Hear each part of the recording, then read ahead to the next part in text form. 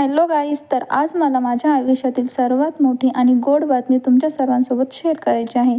तर लवकरच आमच्या आयुष्यात नटखट कान्हा किंवा गोंडसपरीचे आगमन होणार आहे. तर आज होता माझ्या डोहाळे जेवणाचा कार्यक्रम जरा सकाळी लवकरच होता. मग आम्ही सकाळी लवकर उठलो आणि मस्त तयार झालो. कार्यक्रमासाठी माझी मम्मी तर अगोदरच आलेली होती.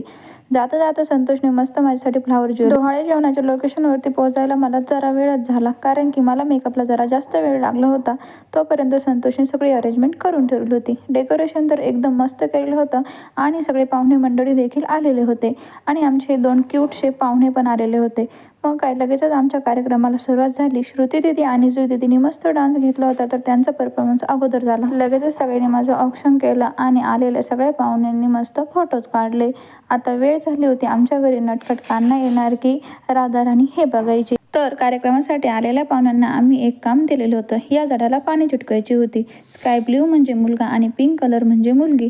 कार्यक्रम संपल्यानंतर आम्ही हे काउंट करणार होतो. पाहुण्यांनी तर ओट केलेलं होतं, पण आता वेळ झाली होती बाळाच्या आईबाबांची ओट करायची. मीही माझं ओट केलं आणि संतोषने त्यांचं ओट केलं. लगेचच आलेल्या सगळ्या पाहुण्यांनी आणि आम्ही सर्वांनी मस्त जेवण वगैरे केलं. तर आमचा हा छोटासा कार्यक्रम संपलेला होता. मग आता वेळ झाली होती सगळ्यांना मस्त बाय बोलायची. जर तुम्हाला माझ्या डोहाळे जेवणाचा संपूर्ण व्हिडिओ बघायचा असेल तर मी या व्हिडिओच्या डिस्क्रिप्शनमध्ये माझ्या लॉंग व्हिडिओची लिंक दिलेली आहे, किंवा तुम्ही सायली पवार ब्लॉगला सबस्क्राईब करून व्हिडिओ पूर्ण बघू शकता. डोहाळे जेवणाचा कार्यक्रम कसा झाला ते कमेंट करून मला नक्की सांगा. तोपर्यंत सगळ्यांना बाय.